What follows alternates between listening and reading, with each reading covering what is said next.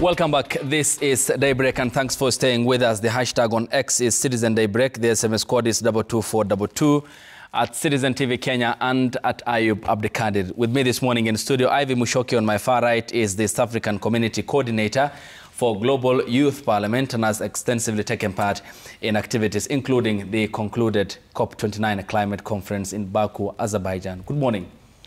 Lovely having you here on the broadcast. And Tabitha Ogutu is governance commentator, also joins us this morning. Good morning, Tabi. Good morning. Lovely having you. Melvin Dogo is a lawyer. Good morning, Melvin. Good morning. Good to see you. And Keno Manwar is also a lawyer, joins us this morning here on the broadcast. Much appreciated, ladies and a gentleman. Shortly will be joined by Mohamed Abdullahi, who is a lawyer. I appreciate your company here. Let's begin before taking on the alternative part of whether you are the voices to reshape, rethink our country with the look at the front pages of the publications. The front page of the Standard newspaper has the story on the bodies of Justus Mutumwa and Martin Mwao, who were found yesterday. Still Kalana Mwema missing, and Steve Kavingo, and this is 4 weeks after parents, friends and colleagues of the 4 young men have prayed, sued and demonstrated that they be released by whoever has been holding them. The two have been released, but as bodies in the morgue, police have denied ever holding them, raising more questions than answers on who exactly is doing that. And as the search for the other 2 men continues, the families will be left to bury their kin who died before their time. This as the Inspector General of Police Douglas Kanja and DCI Director Amin Mohammed denied ever holding the 4. 2 have since been found, but their bodies in the morgue. First, beginning with you, Keno. It seems that there are many unanswered questions on who is doing this, where are these young Kenyans kept, why are they being abducted and killed, and how are these gaps certainly then causing concerns among Kenya's young generation? Thank you, Ayub. To begin with, I'll have to make an observation with regard to the context that we find ourselves as a country, that is Kenya, so that within the context of where everything is happening, perhaps you can be able to identify the gaps. Yes, please proceed. And perhaps fill them. So we find ourselves in an interesting situation as a country where we have a population and largely comprised of the young people, which is very civic conscious, they're very active, and they're very dissatisfied with the government of the day. That is their government for that matter. And on the other hand, we have a government which has a responsibility to ensure what we call continuity of the state. Now, this brings the tension or the disagreement because on the one hand, we have young people or a citizenry that is concerned on how they are governed. Mm-hmm. And they have gone to extremes, and you remember during the last few months what has been happening in Kenya as a country. And on the other hand, we have a government that has sworn to protect itself for purposes of perpetuity of that particular government. Mm-hmm. And remember now here comes the political dynamics, because for the government, on the other hand, and if you go by the scholar called Max Weber, he says the state is that entity that has monopoly over the instruments of violence, for instance. So that monopoly over the instruments of violence, the state has managed and enabled itself to sustain and remain active because of that machinery. So of course now the people happen to pay the price for that, okay. Unfortunately. Yeah. Well, the question is to what end and for how long are we going to find ourselves in this position?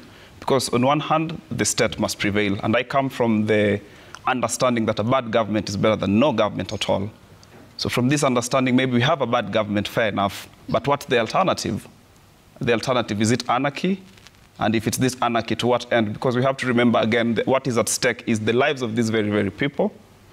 The treaties, for instance, that this country has entered into is at stake. Okay. So it is a very complex situation, and I want to believe and advise our fellow young people that if we have taken the route of participating in matters of state crafting and affairs of state, then we have to take this matter and responsibility with the seriousness it deserves. Yeah. And Tabi, does this raise credibility questions when top security officials say They have no knowledge of where these young Kenyans are.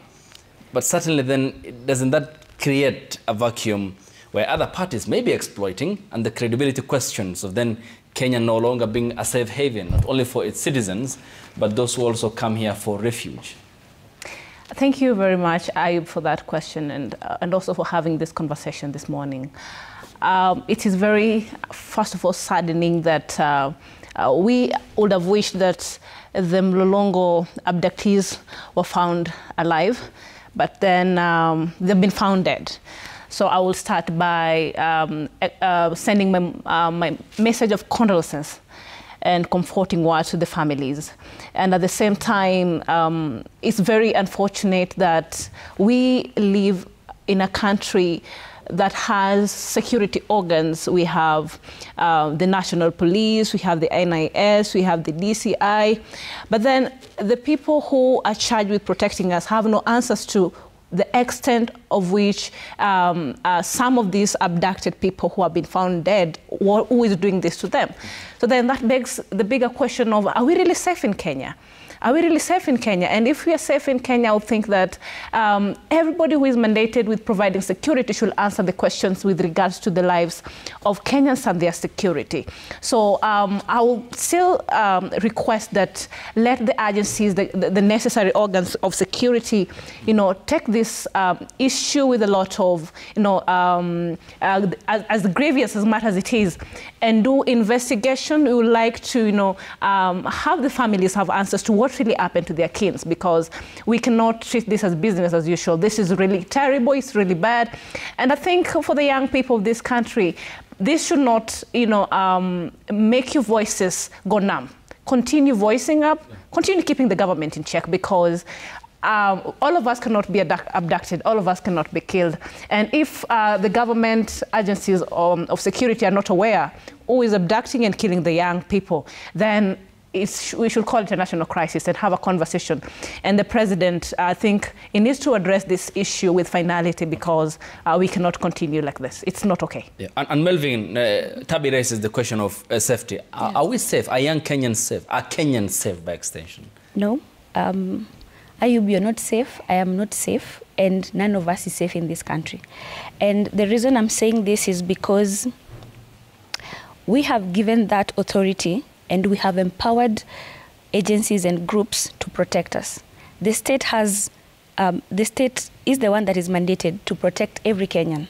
But it is the same state that will tell you that we do not know what's happening, we do not know who's abducting people, and they don't know who's killing these people and who's dumping these people. And you know why that is raising questions?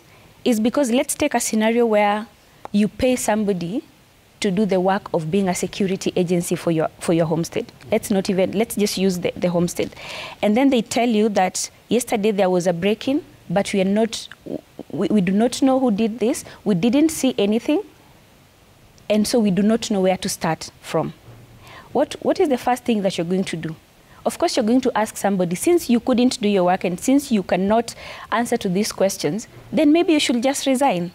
Because what are you doing if you're going to use our taxes, if you're going to use the resources that we give you to buy security apparatus, but you still cannot answer to the questions of safety of Kenyans? And the reason, Ayub, this doesn't make sense is because if I make a tweet that is unsettling the government today, they will look for me and they will find me. I will not be able to hide, not in any corner in this country, whether I have a phone or not. So how comes people are getting abducted, they're getting killed and dumped, and somebody is saying that we do not know who's doing this? Then we should all, I don't know, where is home? We should all go home then. Let's disband everything. But I think somebody is sleeping on the job. Not actually sleeping. Let's not say somebody is sleeping on the job. Let's just say the state is responsible for this. Okay, and how sure do you place that responsibility? Amin says, I'm not aware of those abductions. They are not in our custody. So does Douglas Kanja. It's because the state has the responsibility to protect its citizens. Should they resign? They should. Ivy, for a very long time, the discussion around young Kenyans, us here, was about jobs, decent jobs, decent lives, food on the table. But now the shift is now scaled up to the extent that now we are talking about safety and lives because of abductions and killings.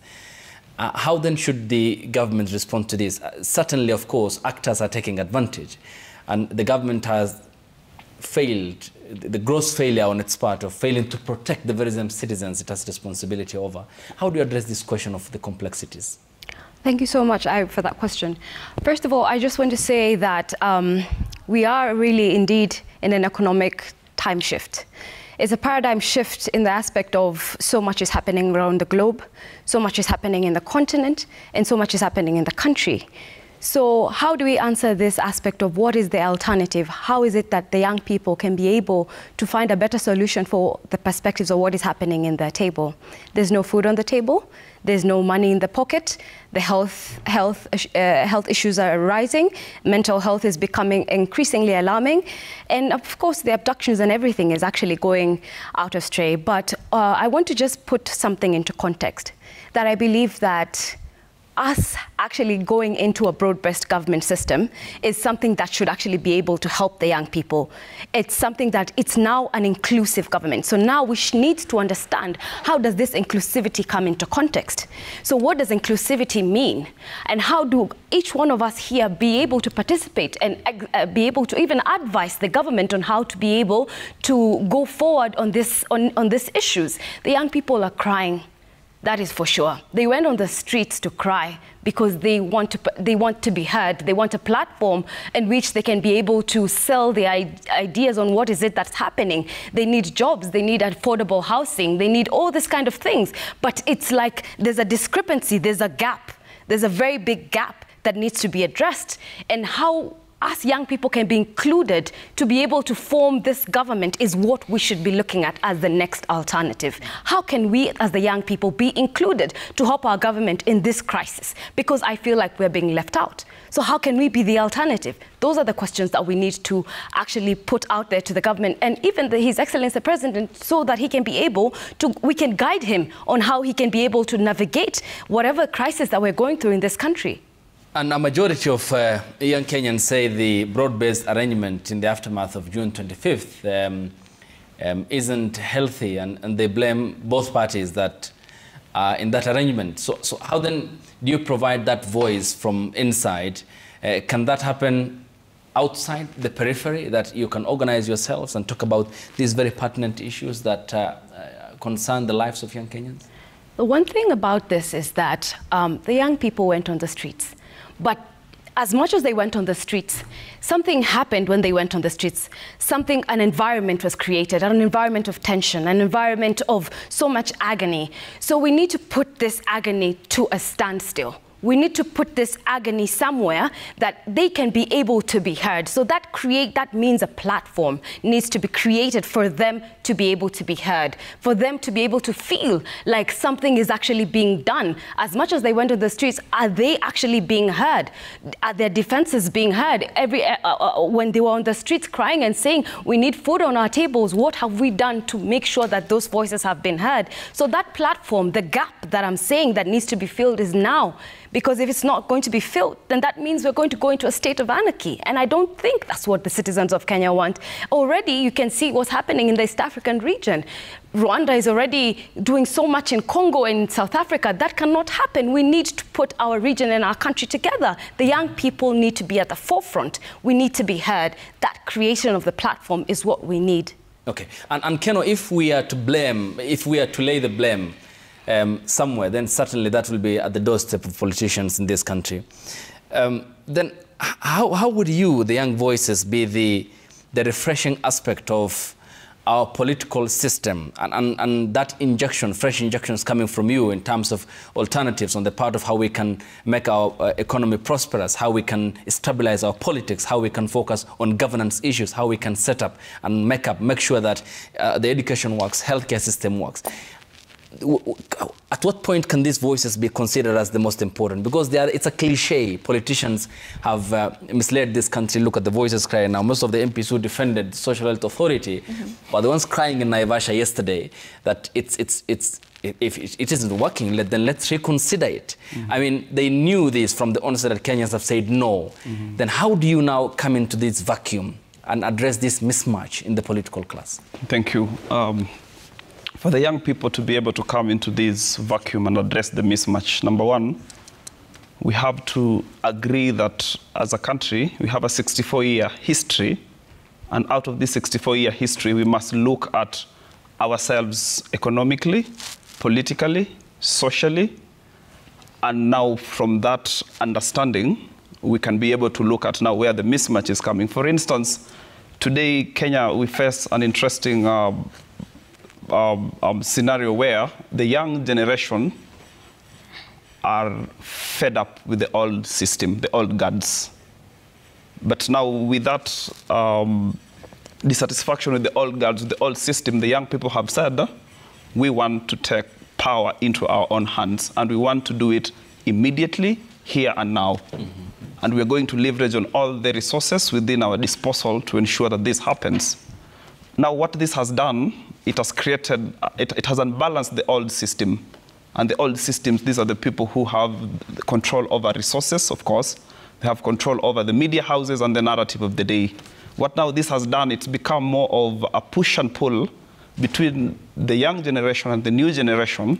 But now what that has happened is the old generation have prevailed over the new generation because they have experience, number one, and number two, they have the resources. So the young people, we only have passion, we have fire in the belly, but that is where it stops. Now that introduces a very interesting situation whereby now the old generation are saying, we have power, we have the money, and we understand this game more than you. And for if anything, we are your parents, we are your seniors.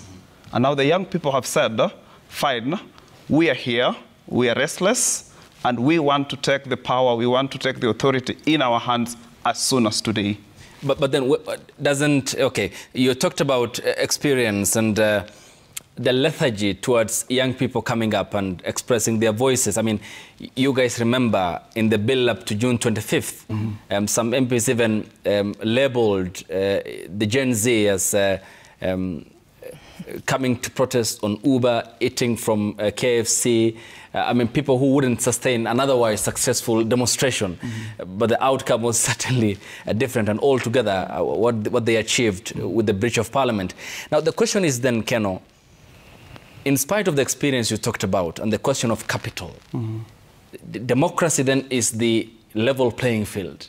Mm-hmm. You have the numbers. Mm-hmm. Then where is the organization part to forestall this and do that soft coup at the ballot, mm-hmm. and install the government that you young Kenyans want? You have the numbers. Why don't you work around your numbers and strategize? Interesting question. Number one, I believe as a country and as young people, the way you're saying, we first have to agree. And where we are today with the abductions and all that, we can call this the aftermath of 25th. And now this aftermath, in my view, is now just it's trying to paint a picture of what happens if we try to do things that are outside the norm. So I believe as a country, we have to reflect, for instance, as young people, what is the major challenge that we go through or that we are suffering with reference to our democracy today. Mm-hmm. And I would even make a very unpopular observation. As young people, for us to have an alternative, because I remember during the Gen Z protest, the president was saying, instead of saying Ruto must go, give me an alternative. And he asked that time and again, time and again, time and again. And as young people, we can take the failure on our part. We didn't give the president an alternative. So now maybe I think it's time for us to actually rethink that alternative and how does it look like.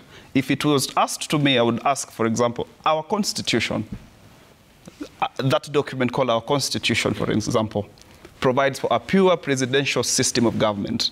And that begins with our problems as our country, because we live in a very multi-ethnic society that it has been demonstrated. And as we bring in the broad-based government, we had the NADCO, we had the BBI, we've always been faced with the reality that the pure presidential system of government, where it's a winner take it all, does not work for us as a country. So to begin with, we have to look at, does that system of government work for us? If the answer is no, which in my considered opinion, it is no, then the question is, what form of government can we give ourselves as the young people? Do we need a new constitution? Because if you look at the constitution today in Kenya, this constitution was not given to us by us. It was given to us in 2010 by our parents, who understood the context and the challenges they were facing at that time. But today we have realized, for example, during the Gen Z protest, we wanted to change the system. Yeah. We wanted to recall the members of parliament, but the system could not allow us. For example, if we had a pure parliamentary system that would call that would allow for what we call snap elections. When you're dissatisfied, for example, with your member of parliament, if the law allowed for a snap election, I don't think it would have gone to what happened at that time. If you had a prime minister system, for example, I don't think we would be where we are today. So I think as young people, the alternative should be our system of governance. Is the pure presidential system of government working for us?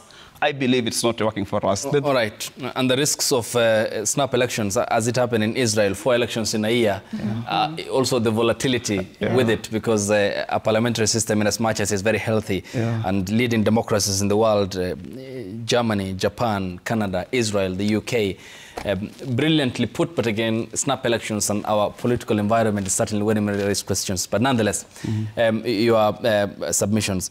Then Tabi, I'm looking at, before expounding more on the alternative voices aspect, still on this, yesterday MPs had expressed frustrations in regards to the Social Health Insurance Fund. The presentations done by the Ministry of Health officials who defended the scheme angered the lawmakers, among them Kimani Ichung'wah, the leader of the majority party, who said that the presentation by the chairperson, Mr. Abdi, shows that either those implementing SHIF lack the capacity or are not qualified to run the scheme. Again, on such major policy program, a pet program for the government, appears that as a country we are still unable to get it correct to award merit and competency. I mean, how do we move forward? Because it seems at any given turn, there are roadblocks, and these roadblocks are all man-made. They are either related to competency, merit, qualification, and disadvantaging people who otherwise would have done a wonderful job. All right, thank you so much, Ayub, for that particular question. Before I answer you on this, there's a very important question you asked Ivy, and the question was that for a long time, the youth have been faced with numerous challenges. Key of them has been unemployment. And then now we have the issue of abduction and killings as one of the biggest problems right now facing the youth in Kenya. So then it just begged the bigger conversation around that of then what is it that, you know, the government should take as a responsibility in making sure that what is important does not, you know, override some of these things and deliver for the young people, have a plan on creation of employment, because the reason why we have so many youths, you know, very ready to take on this government is because the youth are greatly unemployed and greatly unempowered. And that is why they have time for the government. So I think that question was very important, and it begged really deep thinking into, you know, the increased really levels of problems that, you know, probably the government agencies are not taking their work seriously, giving the youth. You know, it's very, you know, surprising enough that we are doing trial and errors with Kenyan citizens, with their money, with their health, and our systems. Very recent, we have CBC. CBC, if you look at it, they are not even still sure if CBC should be the system of education in Kenya. In some counties, it's not working. And some schools, it's not even working at all. The burden of expenditure on the parents is very huge. And the transitioning is something that so many people are not understanding, including some of these government officials. And then we have the SHA. And Kenyans have been complaining, including that brave woman who took herself to that press briefing at the Ministry of Health headquarters. And she said clearly that she went to Kenyatta Hospital and she could not be able to, you know, her bills could not be able to cleared using SHA. And they raised and charged her with disturbance for claiming that. For us to have now the MPs whom we sent to Parliament to represent our alternative voices. And they've been not very keen on doing their job. Now, this is when they're coming up and saying, after all, you know, this SHA idea is not something that is very working for Kenya and we need to relook at it. How long does it take for us to know works for us and what doesn't. And maybe, Ayub, then we should maybe look at ways of trying these particular new government projects and systems before we bring it to the citizen, because we cannot be doing trial and error with Kenyans' money, we cannot be doing trial and error with Kenyans' health.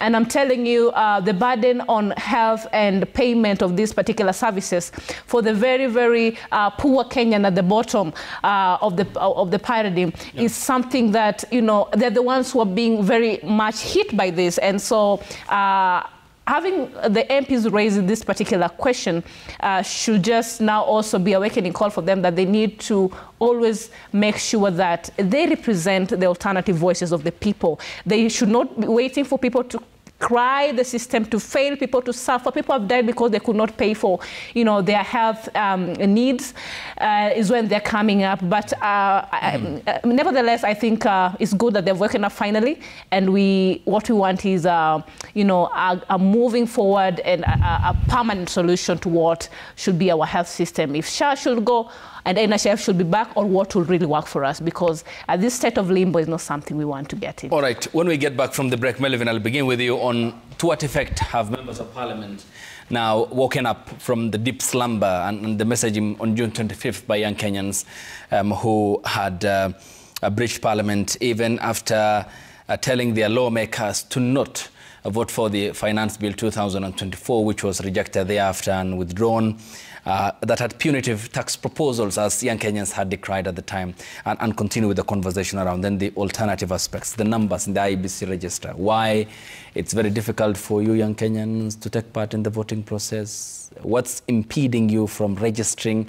We'll talk more about that, and the alternative aspect of what they can provide in spite of the debates raging in the country on the livelihoods of Kenyans, and as well as those who have been abducted and killed, the whereabouts of those who are still missing, families, friends who are still concerned, and the government saying that it's not aware of those missing Kenyans, not accounting for, as per the submissions yesterday made in court by the IJ Douglas Kanja and the DCI Director Amin Mohamed. We are back with more after the break here on the broadcast. Stay tuned.